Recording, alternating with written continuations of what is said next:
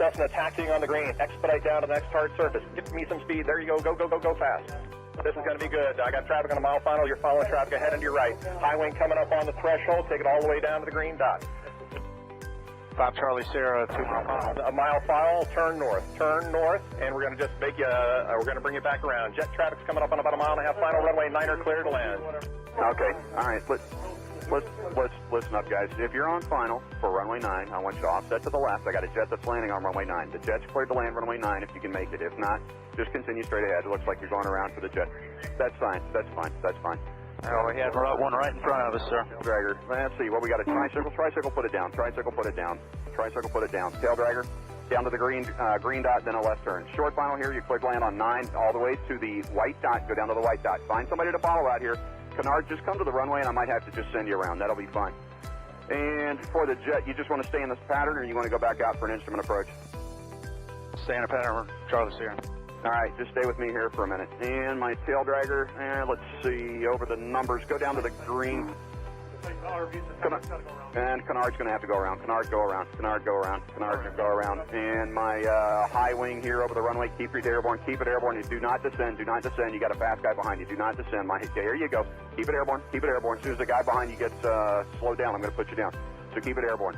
The one that just passed the white dot, make a left turn on the hard surface. All right, my high wing tail dragger, you can put it down now.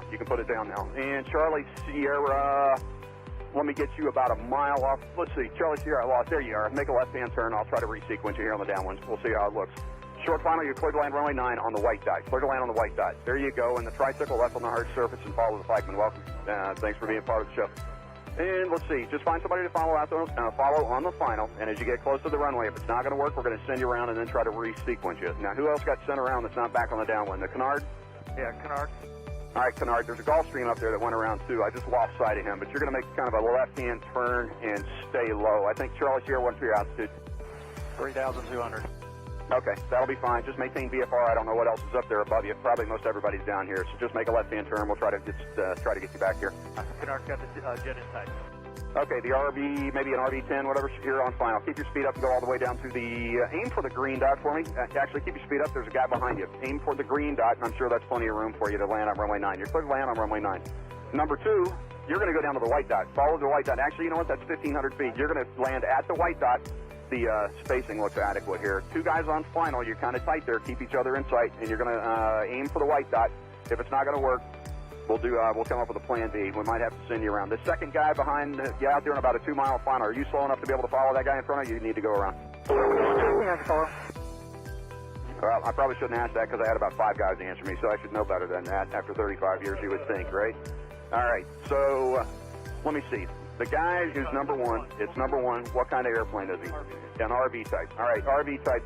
Keep it airborne for me. Keep it airborne. And I got a fast guy behind you. The number 2 guy over the trees there. Go ahead and put it down on the numbers. My first guy just coming up on the numbers at the over the grass at the numbers. I want you to keep it. T-minus 1 minute and counting. Hello.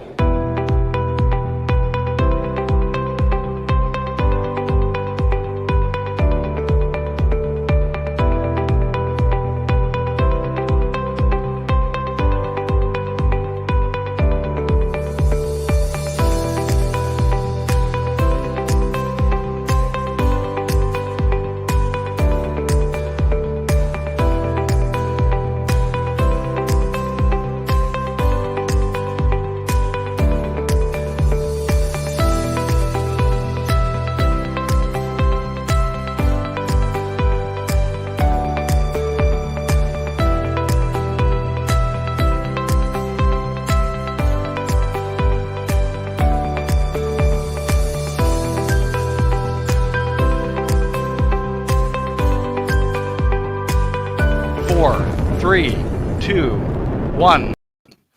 Hello. Hello. Oops. Thank you very. Sorry, Dave. You're very You were quiet. very Ian. Yeah, your audio is very, very quiet. Is it? Oh no! How about that? That's much That's better. better. That's better? much better, yeah. Okay, there you go, Mike. Oops, sorry about that. Let's try again. Hello, welcome to Thursday night's live stream. Thank you very much for joining us. What have we got for you tonight? I'll tell you in a minute. But first of all, I need to tell you a big thanks to Sky Demon, our sponsors, without whom this wouldn't be possible. And we'd like to now bring you your weekly Sky Demon tip. Here you go. Hi, I'm Rob from Sky Demon, and here's today's top tip.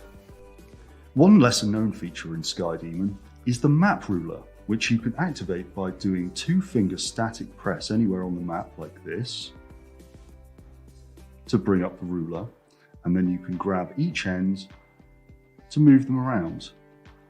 Here you can see you've got the true and magnetic bearing, and you can also see down here, here's the vertical profile of the line between these 2 points, so you can see the terrain and airspace. For more information about Sky Demon, you can find our documentation on our website and within the app under the help menu.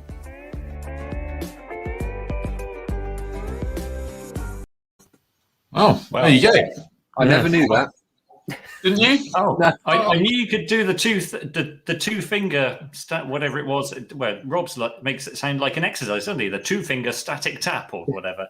But I didn't know you could move I'll get my ruler out and draw a line. I've been using my thumb, which is calibrated to 10 nautical miles. If you set it on half mil scale. But no, it's a great little feature, that I have to say.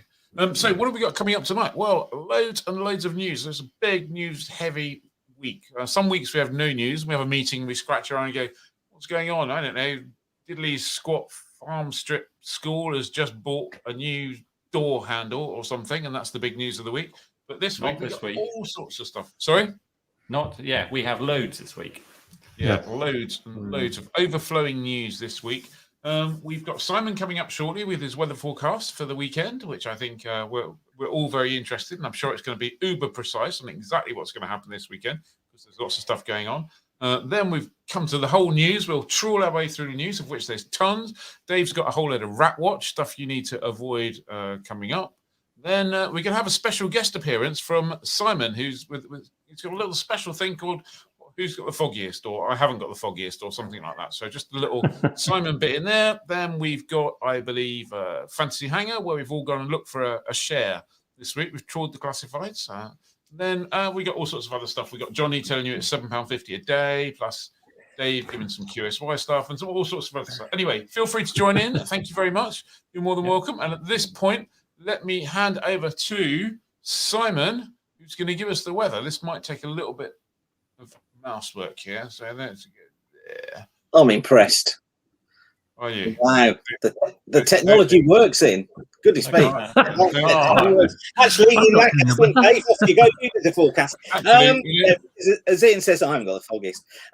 Things are starting to look pretty autumnal, aren't they? You'll have noticed in the mornings that we got some mist and fog around on these mornings at the moment, which is why I'm going to give you some forecasting tips for fog a little bit later on.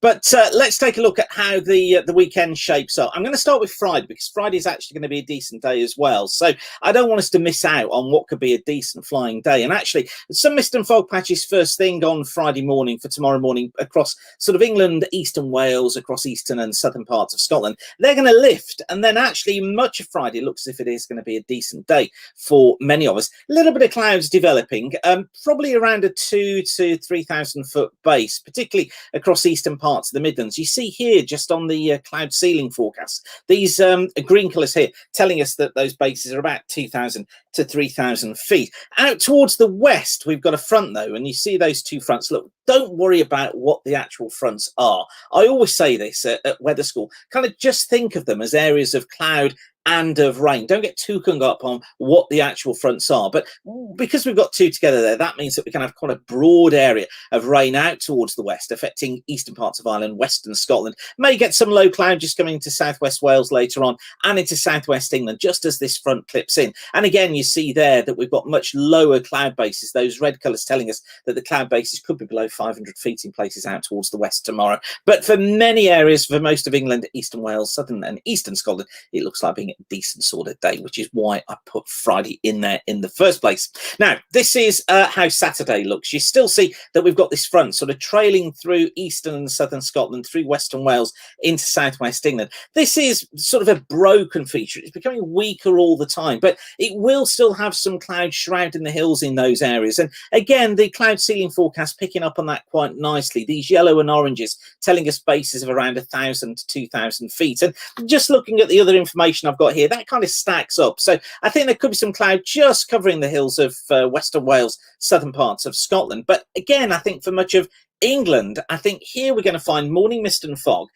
There'll only be patches. It'll be shallow. It'll clear probably by sort of 8, 9 o'clock in the morning. And then we've got a decent afternoon on Saturday across many parts of England. Just watch for it being pre-hazy. I think the slant visibility could be reduced on Saturday, but it is going to be a warm day. We're looking at 23 degrees across eastern areas. Another reason why we might find that haze forming. Western Scotland, parts of Northern Ireland, much of central eastern Ireland actually looking fairly decent too there. Basically probably around 4,000 feet or more. And then for Sunday, bit of a complex one on Sunday. I have to say, confidence is really low in the forecast for Sunday. Looks like there's going to be some mist and fog patches around first thing again, but they may be a little more reluctant to clear during the course of Sunday. I think we are going to find a fair amount of cloud around. Most rain probably across southwestern Wales into southwestern parts of England. And here base is typically around 1,000 to 1,500 feet. Could also be another area of sort of showers that develops across the eastern coast of the country. Base is here around 2,000 to 3,000 feet. A few showers across southeastern areas as well later on, and base is here 2,000 to 3,000 feet again. And visibility typically, once that mist and fog is cleared, about 10 to 15 kilometers. Now, of course, it's Project Propeller this weekend at Hackney Green, my airfield, in fact. And at the moment, I don't really want to make too much of a call on that. Check the forecast really carefully on Saturday as to how Sunday afternoon shapes up. As I say, it's a bit of a mess. Lots of weather going on during the course of Sunday. None of it too horrendous, but it might just bring us below sort of VFR flying limits. But just watch very, very carefully that forecast on Saturday as to how Sunday shapes up. So plenty going on this weekend. I've also got my aviation weather school this weekend, which is completely full. And in fact, the aviation weather schools I've got booked up through the next couple of months are full as well. But if you want to go on the wait list to be told when the next dates are announced, just go to weatherschool.co.uk, use the contact form there, and I'll let you know as soon as the new dates for aviation weather school are announced. Have a fantastic weekend, won't you? Whatever the weather does, I'm sure most of you are going to be able to get out there flying, and who knows, I might see you at Hackney Green on Sunday if you're coming to Project Propeller. I'll be back a little bit later with those all-important fog forecasting tips for you. See you in a few minutes. Bye for now.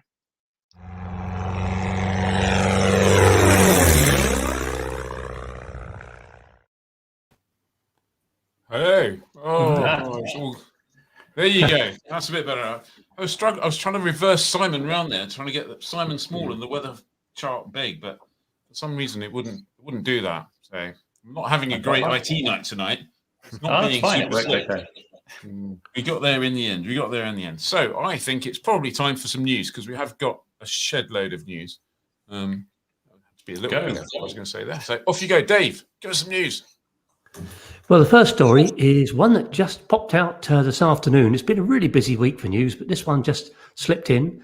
The Department for Transport announced that there will be going to put forward proposals for simpler licensing and medicals. This follows a CAA consultation earlier in the year, and it also picks up on the GA roadmap published in April. Apparently, it's part of wider post-Brexit regulatory reforms. Taking my time saying that, which apparently is going to position us for Britain being an independent trading nation, forthwith.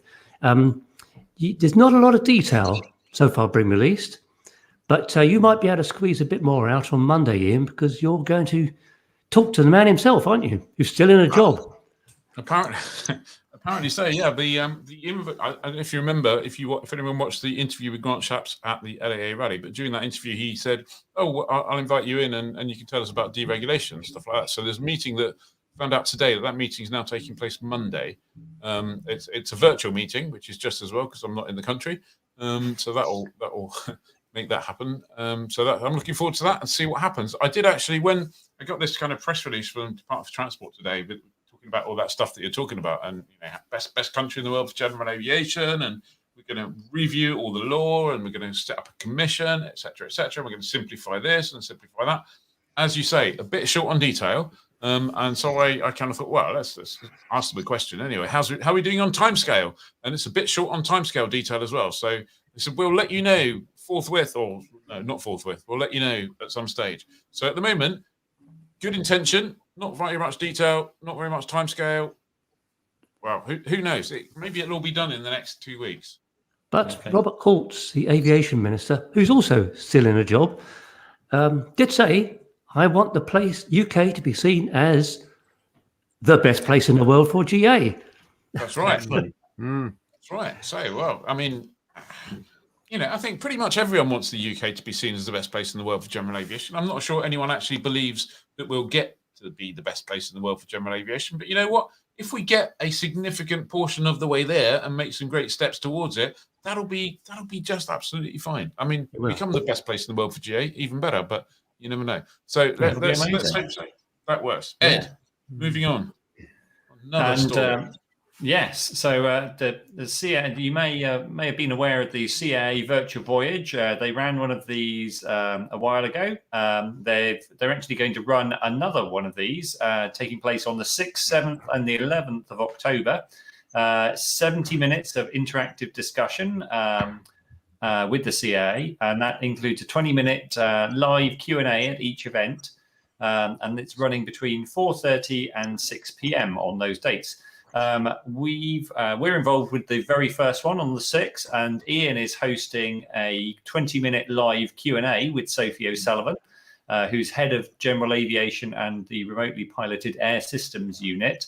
So there we've set up a forum thread for you to ask questions. We've also got an email address, caquestions@sega.aero. Don't put questions in the comments because it'll be too difficult for us to go back through and check those. But yeah, if you want to submit a question for us to put to Sophie on that day, pop along to the forum thread. We'll pop a link in the comments later, or email us on that email address. And if your question is a good one, maybe it'll get read out. So. Yeah, little top tip here from some of the questions I've seen already, because I had quite a few sent to me by email. There's quite a few in the thread. If your question kind of clearly we won't have time to ask every single question, so I'm going to try and group them together and kind of at least ask the questions in the big main areas. But if it's something to do with EASA, and it's not within the CAA's gift to do something about it, then that may well be, if the question is when are EASA going to allow us to do something, then that's probably not going to be a question for the CAA. That'll be a question for EASA instead. Indeed. So just keep the questions coming, and we'll do our very best. And I think I might have persuaded the CAA to let us go from 20 minutes. They may have offered an extra 10 minutes on top of that if you've got loads of questions. Excellent. Well, that's good. Definitely will be. So let's give that a go. Next story. That's me. So look at this. The Kemble has got its approach. Woohoo! However, we can't fly it. What? Yep. How can that be?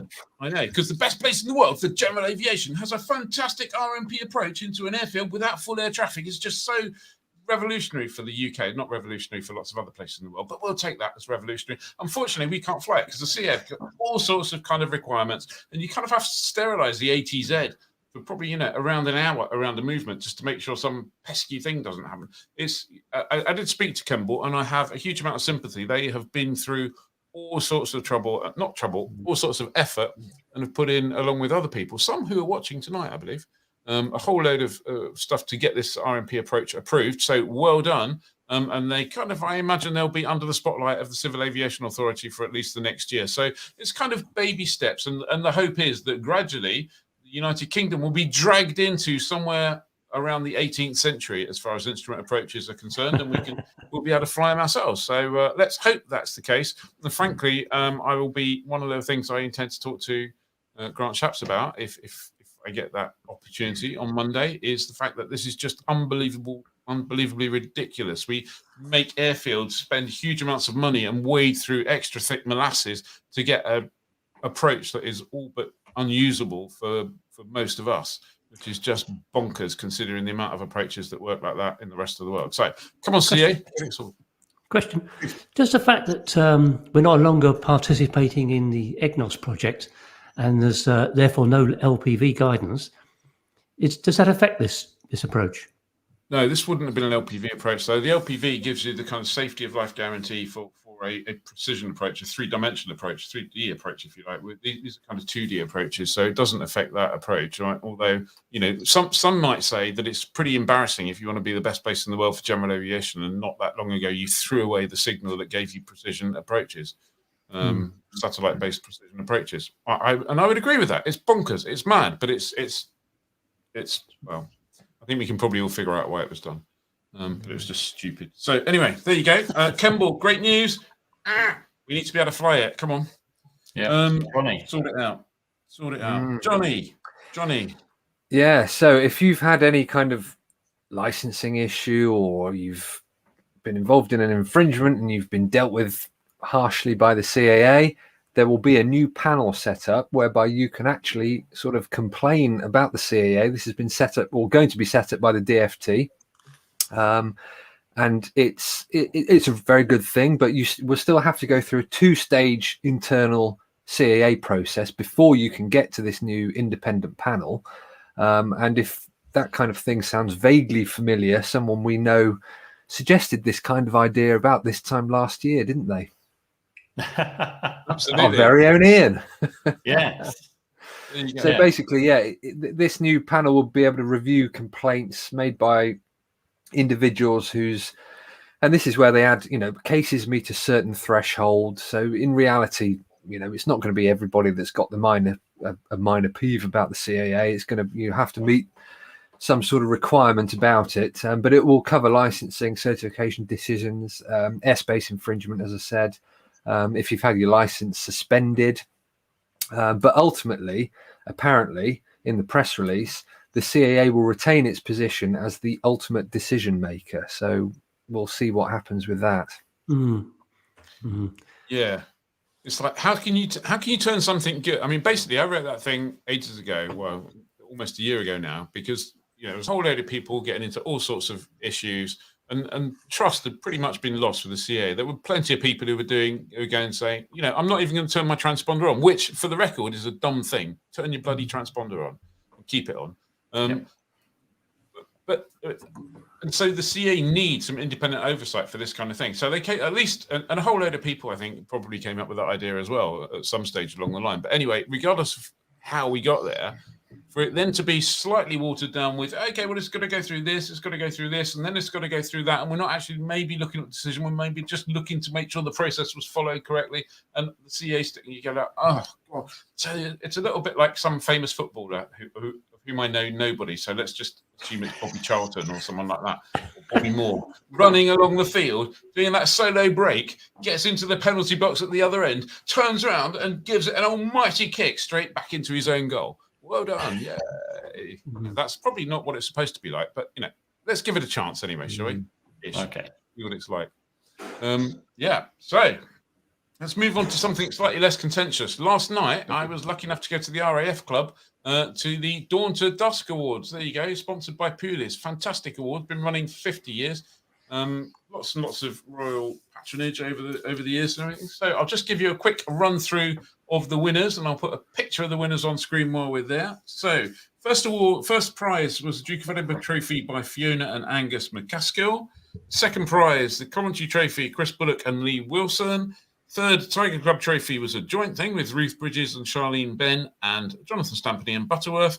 The Pooley Sword was won by Nick Orchard for F-Word Follies. Fantastic little entry that was, I have to say. Glen Isla Trophy was for people who had less than 75 hours. That was won by Harry Carmwood, put in a great video.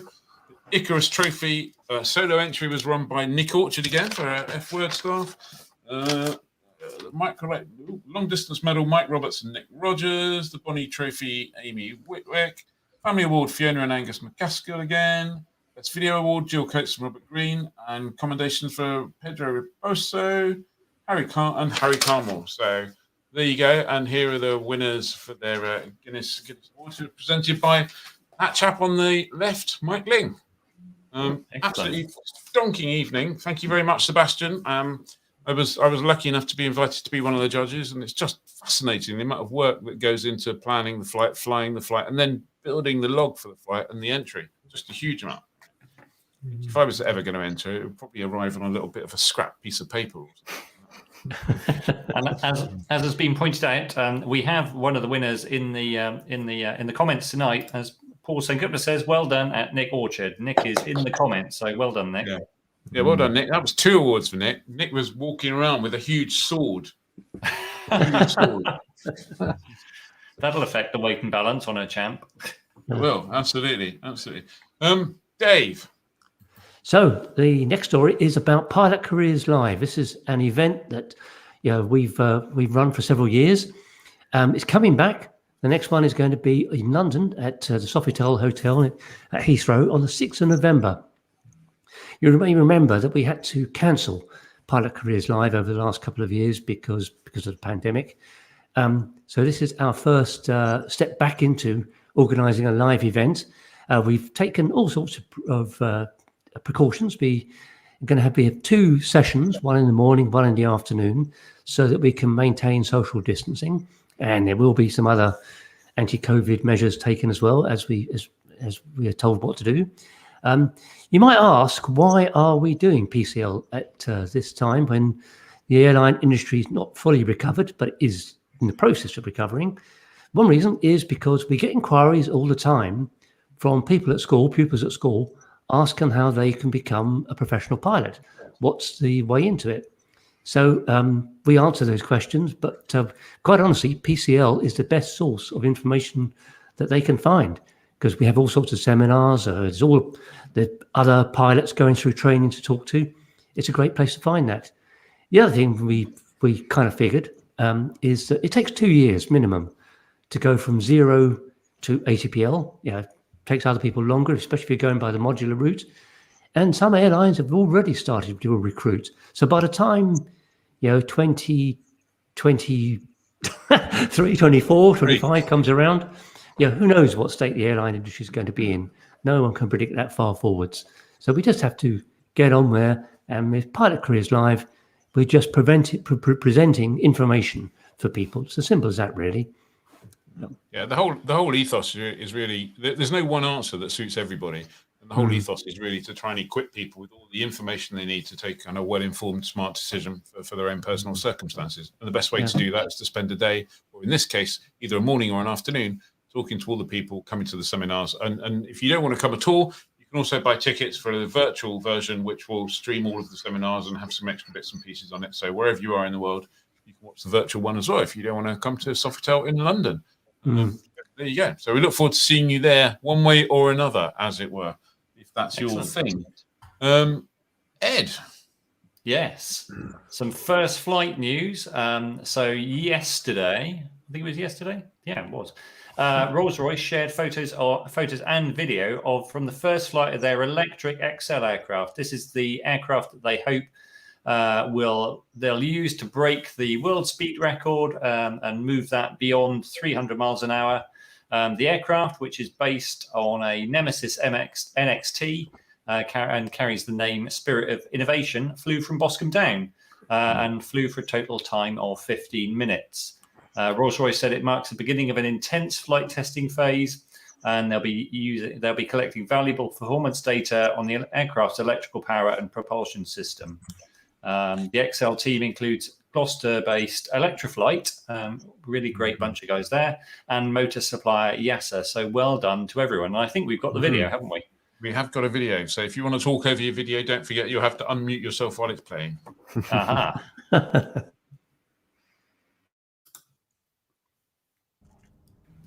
So I've got to say, it's a pretty sharp-looking machine.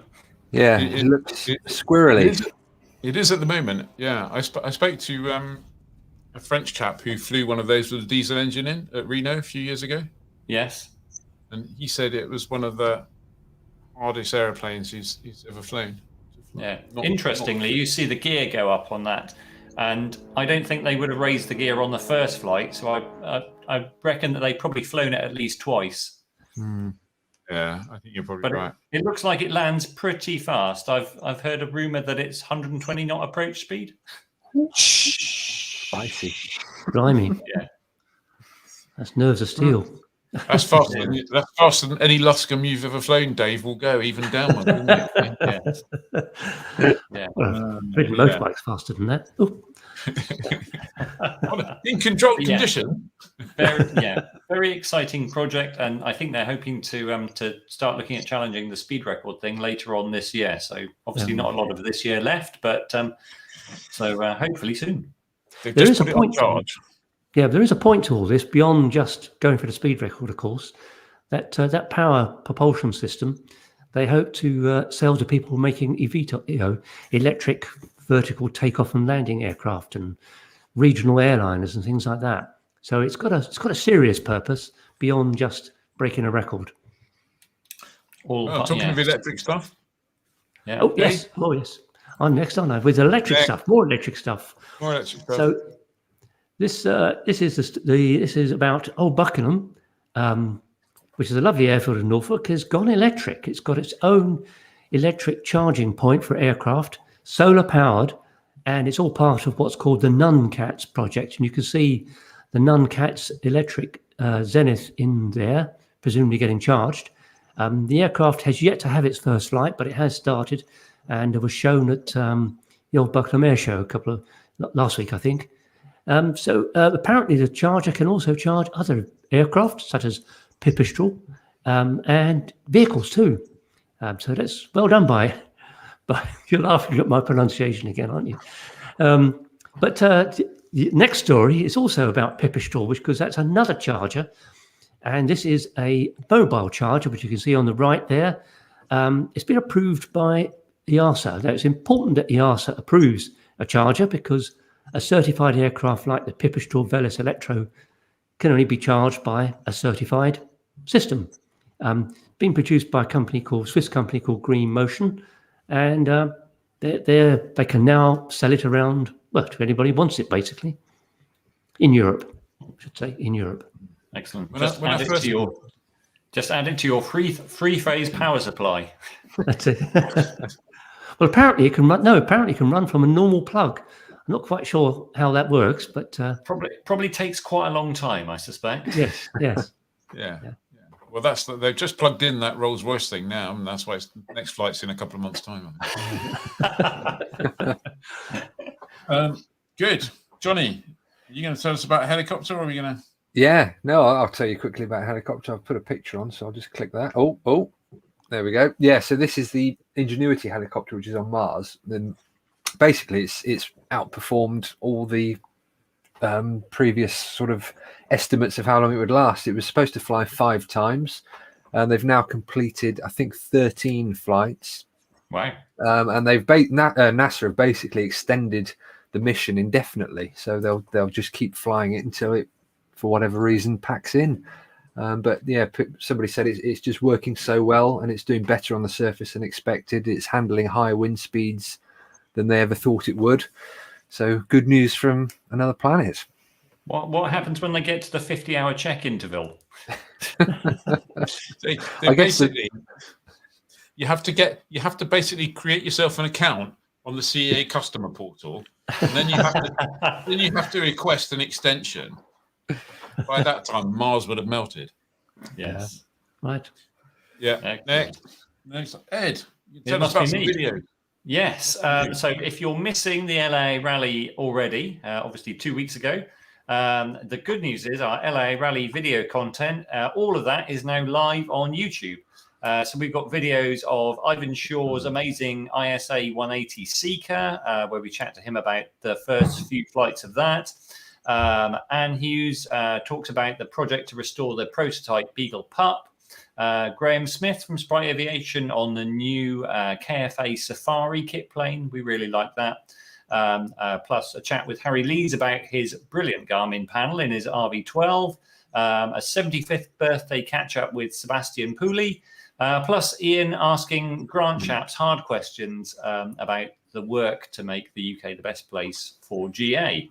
So head over to our YouTube channel and you can see all of those. Plus, obviously, catch up on the live streams from each day from the rally.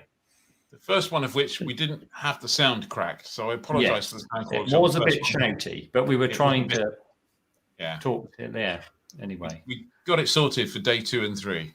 Yeah, the first one was a little bit challenging, wasn't it? Yeah, next year's rally, brilliant. We'll have really honed it by then. Absolutely. Johnny, where's Zara? Zara, yeah. So she's still enjoying her time in the US. She's just landed today in Palo Alto, just south of basically San Jose, south of San Francisco. She's been all over the place at Los Angeles. She's been at SpaceX. She's been in Phoenix. She's been down at Spaceport America in New Mexico, and she's now off up the west coast, going all the way up to Anchorage by Monday or Tuesday next week, and then she's crossing over through Nome to Anadyr in Russia, and then all the way down until next Monday on the 26th. She should be in Ulaanbaatar in Mongolia. Wow. So I need to get another interview with her before she's in Mongolia, because the Wi-Fi will be pretty terrible there, I imagine. It's probably better than in Wiltshire. Do you think she's going to pick up a new Apple 13, iPhone at 13, while she's at Palo Alto? Probably not an iPhone 13. She might go for the new iPad Mini 6 that was launched this week, which Apple specifically referenced a whole bunch of aviation stuff in. So Apple have now recognized that that pilots clearly are the big market segment for iPad Minis. Yeah, I think there's probably a new iPad Mini somewhere in my future. I hope. Yeah. Some stage. Okay, last news item. This is really just a trailer for next week. At the moment, fingers crossed. We've been trying to get this interview for ages. Johnny's been plugging away trying to get it. So I think it seems to be okay. Next week on Tuesday, I'm due to virtually sit down with, that is, Robert Courts, the aviation minister, to ask him a whole bunch of questions about general aviation. And we'll play that interview for you, assuming it all takes place on next Thursday's live stream. I'm kind of imagining or hoping that there'll be a kind of small taster interview on the live stream and a longer version that we'll put up on YouTube that you can watch. And who knows? It could well be the first time we've actually asked some questions and get some answers, or it could just be the more usual ask some questions and get some words that aren't answered. I don't know. Yeah, let's think positive and think it'll be good. Right, time for some Rat Watch stuff, I think, which must mean I have to scroll down here and do this.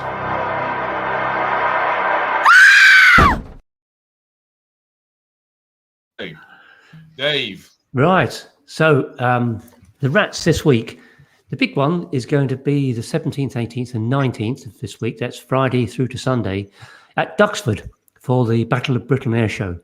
Duxford, you can see, is in quite a interesting place just north of the Stansted airspace, quite close to Cambridge. So it's in a bit of a blocking space, as you can see there. So it's one to look out for, surface to 4,500 feet. The next rat is, careful how I say this, is over Chequers. This Chequers is the Prime Minister's country residence.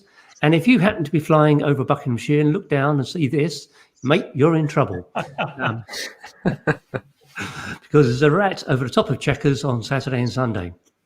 And the next one, you look like you're going to say something there, Ian. So what's the next one? No, I am going to say something there, and I'm not going to say something. Don't worry. You don't need to. The lawyers can rest easy.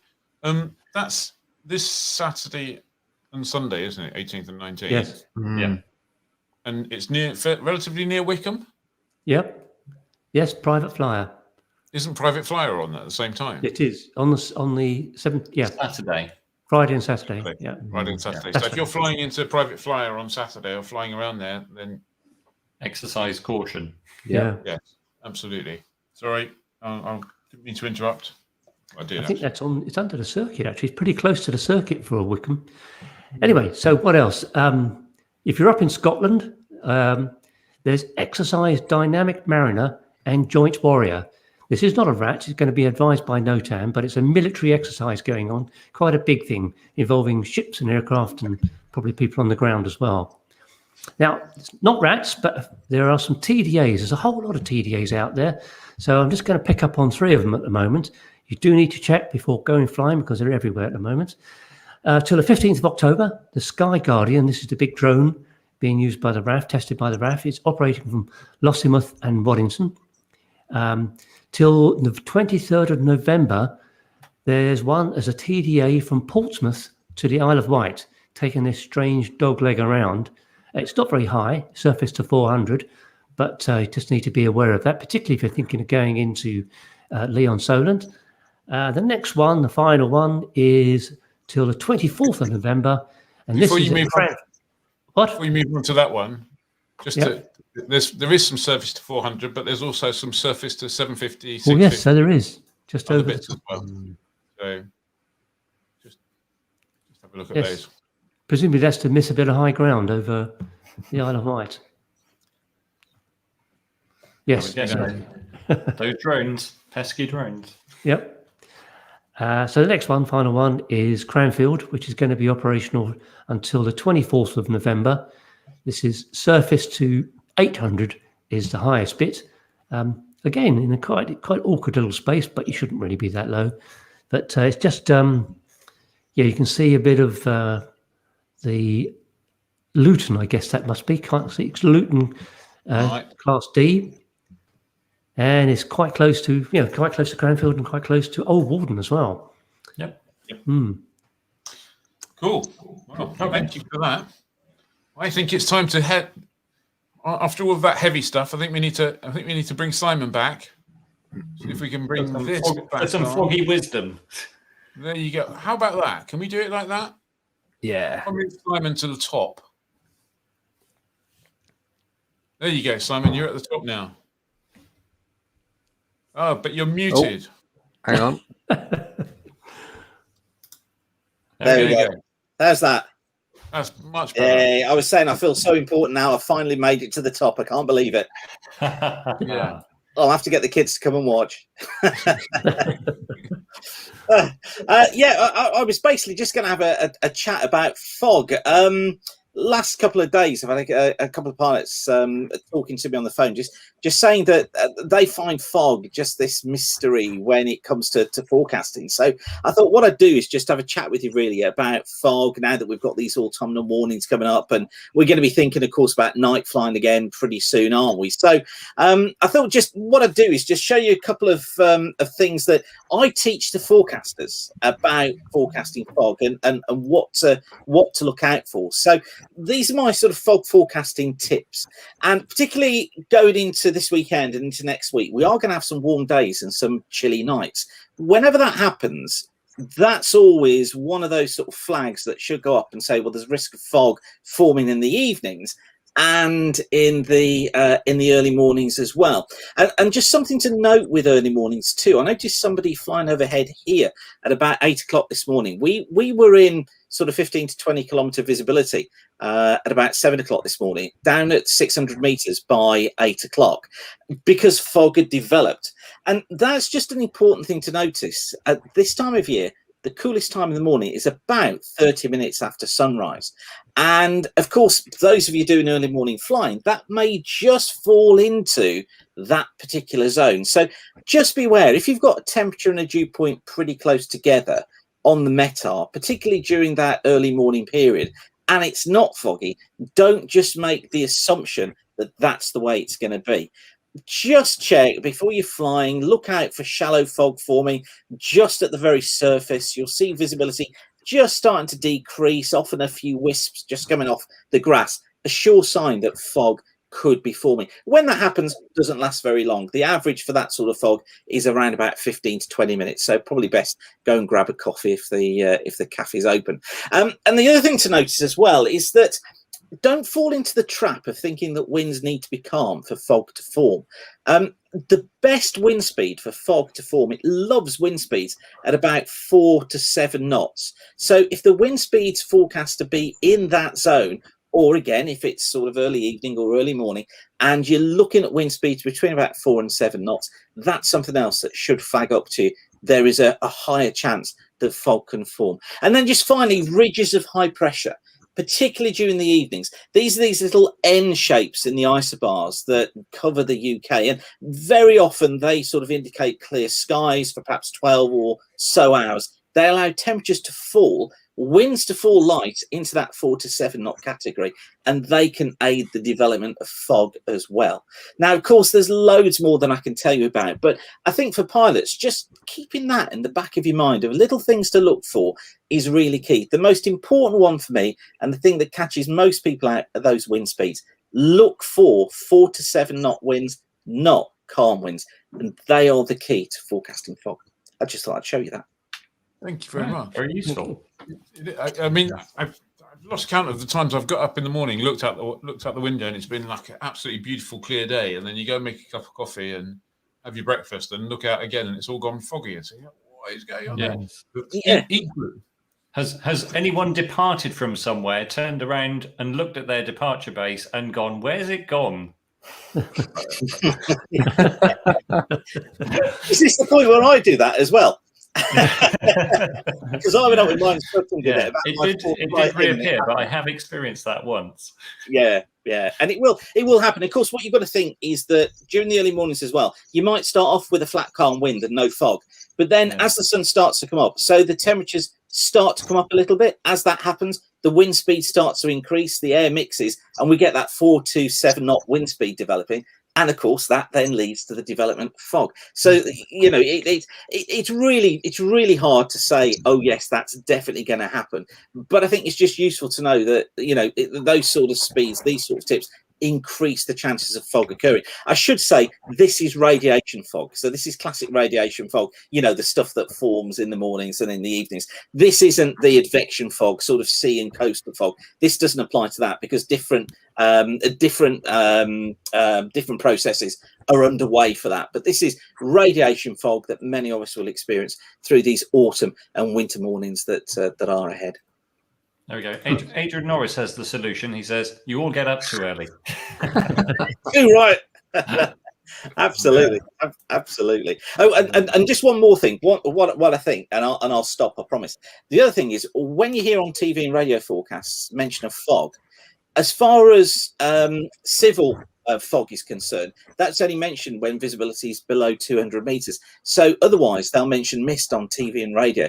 But if obviously to us pilots, visibility less than 1,000 meters is defined as fog, but most of us aren't going to go flying below sort of 4 or 5 kilometer visibility. But just bear that in mind, TV and radio, whenever they refer to fog, they're always talking about visibility below 200 meters. Otherwise, they'll talk about mist. Can catch us out sometimes. Yeah, that's a useful tip. Every day is a school day. Yeah, and I have to say, fog is one of those things that I really don't like. So, makes me frightened. Yeah, absolutely. Not if I'm just walking around, but if I'm flying, obviously I'm not like. Thank you very much, Simon. Pleasure. I'll see you next week. Thanks for waiting around to come back, and Simon. Have a great weekend. I hope you get to do some flying. If not, I hope you get to meet lots of interesting people at Hackney Green. And when you said it was your airport, is that literally is kind of weather school? So yeah, of course, it's part of the empire, and it's since I've been doing this. Obviously, I've just been buying up airfields everywhere. Dream on. Nice one. Good. Well, have a good one. Thanks for coming back. And thanks, Paul. Great to see the shirts back as well. Yes. I do try and see. Fashion couldn't live without it. Brilliant. Thank you very much. See you next week. Bye. Cheers. Bye. Right. Must be time for.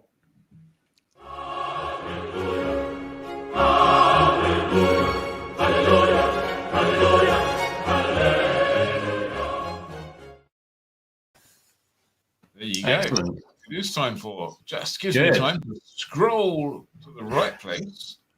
And it's Dave who's going first. I bet you nobody in the comments could possibly guess what Dave's going for. But before we get that far, Ed, what's it all about? Sure. Yeah, before we jump into the thing, shall we explain what we're doing tonight? Go on. Excellent. It's time for Fancy Hangar. So this week we decided to go looking for an ultimate aircraft chair. So a trawl of the aviation classifieds turned up the following things. So don't forget, if you found a great share, put it in the comments. Otherwise, take a look at what we've got. So Right. can anyone imagine what Dave would have gone for? He can't have gone for it. He can't gone for the obvious, surely. No, I doubt it. Dave, what did you go for? I went for a Luscombe. Simply because I came across this absolutely stunning Luscombe, which had been rebuilt, and it's just beautiful, isn't it? Look at it. It's in Switzerland. It's being offered through a company called Aeromechanica, although it's a private owner. It's been offered at £42,000, although they're talking about Swiss, whatever they are, Swiss francs. But it's translated, it's £42,000. It doesn't specifically say there's a share available, but I did email them to ask. And I'm sure there is. I'm sure it'll be okay. But you've just picked a Luscombe for sale. Well, I was just wowed by this one. It's been through a wonderful restoration up to the highest available standards. Every nut, bolt, pin has been replaced. Complete overhaul of the wings, new fabric and paint. The whole thing is just stunning. And it comes with a spare engine as well, apparently. Yeah, I was going to say, did they gold plate it for €42,000? Well, that's what Luscombes are fetching these days. Good ones. I'd expect a few more instruments as well on the panel for 42,000. That's it. Yeah. Why? That's what a panel should be, really. None of this, none of these electronic things. If you could, what you could do is just buy it and set up your own group. Exactly. That's exactly what I was thinking. Yeah. Or Claire B says it's a 1-to-1 share. Yes, it could be. Yes. I wonder what the process would be for getting a Swiss aircraft onto the UK register now. Well, I'm guessing you wouldn't be able to buy a Luscombe in Switzerland and bring it in and put it on a permit for a start. So that would be a pain. Possibly. So, but anyway, coming a 10-part season on how Dave imported a Luscombe that was really expensive. And look, Dave's got a Luscombe in his front lawn now, as though he's got them everywhere. Right. I'm going to go next. Me. Excellent. What did you pick, Ian? I've gone for something. Shares are all about. For me, shares are about affordable, fun flying. So I've gone for Aeronca Champ. This particular Aeronca Champ, found it on A4s. You can buy a third share for £3,950. You pay £100 a month, which covers insurance and hangarage and stuff, and then you fly it for £35 an hour wet. I mean, that's a billy bargain. And if anyone who's not flown an Aeronca Champs are kind of like flying airplanes that have got a bit of a sense of humour. They clearly don't go that fast, and they're perfect practical lesson in adverse yaw and stuff like that. They're just a great laugh to fly. You can just pootle around any. I mean, you can spend £35 an hour wet. You can fly to your heart's content. What a fantastic, cheap as chips. And that one's based at Bodmin, I think. So if I was anywhere near Bodmin, I'd be buying that up straight away. Excellent. That's for me. Good choice. Fun flying. Yeah. Johnny. Someone says, does it come with a sword? It's not Nick Orchard, so it does not come with a sword. So I've gone for, drum roll, a Hornet Moth. Oh, that's quite nice. Yeah, so this is it's a 1/6 share. It's a 1936 actually DH87B. 12 grand for the share. It might have sold by now, who knows? But I just thought it was a good, interesting, proper classic aeroplane. That's not the kind of thing I'd normally pick. I did have to scroll through a few pages before I found it. There's plenty more stuff that's come up since, but I thought it'd be a good. It's probably a fun aeroplane to own. I'm sure there's lots of difficulties with operating one of those engines, and there's all sorts of other intricacies with operating a fabric aeroplane of that age. But it's got character, isn't it? That's quite an exciting little share there. Yeah, definitely. Yeah, it's an interesting fact. Did you know that the undercarriage fairings rotate as speed brakes? So those, you see the vertical fairings down to the wheels, you can actually rotate those as speed brakes. Right. Does it really need speed brakes? I just cast the cloud of nerd tumbleweed right across that, was Dave just asked. I was going to say, when they designed that in, were they kind of thinking it was going to be a speed machine or something? It looks like some pretty draggy machine, isn't it? I would imagine. Yeah, it's like let's have aspirations of speed. Let's make this complicated. Yeah. Were they designed by a CA regulator? Well, I don't know, chaps. This is going to go too fast. That would have been Air Ministry days. Yeah. Quite a well-known airplane, isn't it, Ariane? It is. Yeah. But that's a good share. I like that. And how much was it, Johnny? 12 grand for 1/6. Cool. You could get 3 shares in an Aeronca Champ for that. Yeah. Yeah. Okay. Ed. What isn't budget is my share. So I went looking and I found this. So how about a quarter share in a Hawker Hurricane? So currently being sold, being brokered by Platinum Fighters. I'll pop a link in the comments just in case you're feeling a bit flush. That's right. If you don't have a cool £2 million for your own Hurricane, then your £500,000 gets you access to this. And this is it's a Mark I Hurricane, manufactured in August 1940 by Hawker Aircraft, and it flew operationally at the height of the Battle of Britain, a number of sorties, and was shot down in, when was it? 28th September 1940. It was recovered. An amazing rebuild saw it return to the sky in 2018. There's no further details on what the monthly or hourly costs are, but if you've got 500k spare, then what's a little extra? Likewise, the requirements to fly it, I suspect they'll be very, very thorough and require a big chunk of qualifying time in something like a Harvard. But what an amazing opportunity. And I have to say, if I maybe sold the house, a kidney and the RV3, I think I'd definitely be up for that. So you could fly that until you were bankrupt, so about next Tuesday. Yeah, but what fun. So I'll put a link to that in the comments and go looking for things that you guys suggested. So Nick Orchard said this is very good. They all win. Right. That's very diplomatic of you, Nick. That's it. David James, the bus driver, says beautiful. Johnny's Hornet Moth is lovely. Cheers, James. David says, when there's shares in the Catalina available, I don't know, but there's generally always shares in the Catalina. So if you fancy flying a small yacht, that's for you.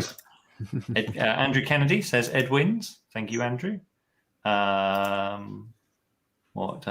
we go. Can't be Ian's. I think Ian's champ. Thank you very much. Champ. Yeah. Nick Allen says in an air race. Yeah, Hart says Ed's choice. Wallet says Ian's choice. So Robert Wilk says Ed's choice for me. Very cool, great history. I'm gonna say though, I think Ian's champ probably is the overall winner. I think this is a solution to your. It is, isn't it? Richard Kennedy says, "How about 1,000 of us chuck in £500 each?" I'll put. I don't think they'll take that as it's like if we do the Hello with the Flyer live stream crowd-funded share option, there'll be a lot of laughter and probably a difficulty in booking. So. Anyway, it's a reminder actually that there's some really great aeroplanes out there available to share if you're feeling a bit more imaginative than Dave. There you go. Look at that, Nick. Thank you very much. Think of mind, wielding my sword, Ian wins as the only person on the live stream with an actual sword. Nick, I'm guessing, will give you the power to dub the winner.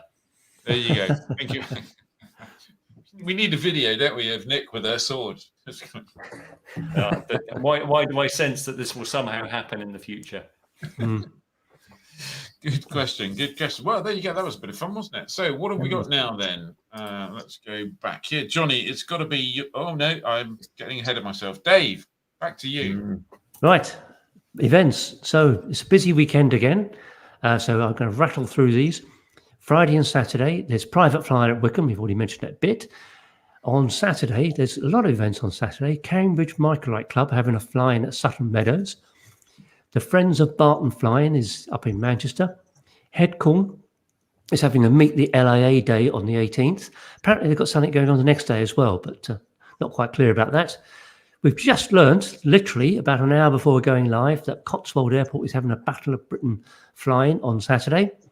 The popular event of the week is probably going to be the Vintage Aircraft event at Rougham.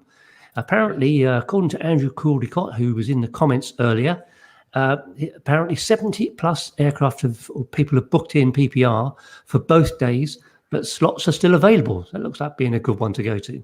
And not only that, I'll just throw this in very quickly, but the Rougham event is run by the North Weald Marshallers team, and they're a fabulous bunch of guys. If you've been marshalled at the LA Rally, then that's all of those guys. Yep. Hang on a minute. I've got a video here somewhere. Is that? I know. Is that these people? Isn't it? That's the car park, actually. That's the car parking people. Cars and aeroplanes are different. Yeah, people who park cars, people who park aeroplanes are both valuable things, but at the LA Rally, parking aeroplanes is obviously key. So if you go to Rougham, you'll meet the great team of guys who are responsible for that. Yep. The final event has already been mentioned by Simon, and that's on Sunday, Project Propeller at Wolverhampton, also known as Halfpenny Green. Excellent. Yeah. Right, now it must be time for Johnny to tell us about the club. Johnny. Yeah. So quickly, if you want to go to Private Flyer by car and you're a club member, you can get 50% off the ticket price. We've emailed you the discount code, so it should be in your inbox. We'll email it out again tomorrow, just for people that haven't seen it and don't want to miss out. And if you did enjoy what Simon was talking about earlier, if you're a club member, you can get 2 weekly weather briefings from him, which are delivered to the club area of the website. So you can get that really helpful and useful for planning your flying. They're delivered on Tuesdays and Thursdays. So you can get a good look at the weekend beforehand and during midweek. And we also do other great webinars as well for obviously just £7.50 per quarter. You can join and get all those kind of great benefits. And we're also looking at more events in the future, including one where you might want to bring a change of clothes with you. Blimey. Right. Yeah. Right. A quarter. Well, looking forward to that. Okay. Thank you very much. And yeah, by the way, just if you're not a member of the club, come on, join. £7.50 a quarter. You won't get a better bargain in aviation anywhere, and we all need to eat. Okay, so time for QSY. I think we got that. I mean, a whole bunch of people have seen this video, I'm sure. But I'm going to play it anyway, particularly as soon as I can find it. I'll play it. There you go, found it. And at the end of it, there's kind of like a slow motion version of it. So hold your breath and watch this.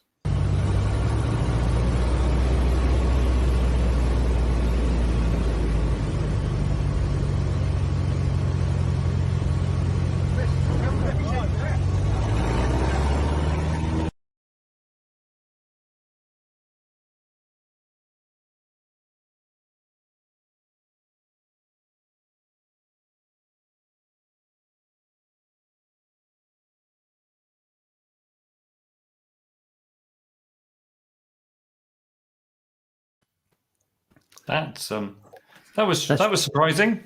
That was really close. Really close. That's it. As Kevin Johnson says, full change of clothes or just underpants. For that, I think it was probably a change of underpants. Yeah. That was yeah.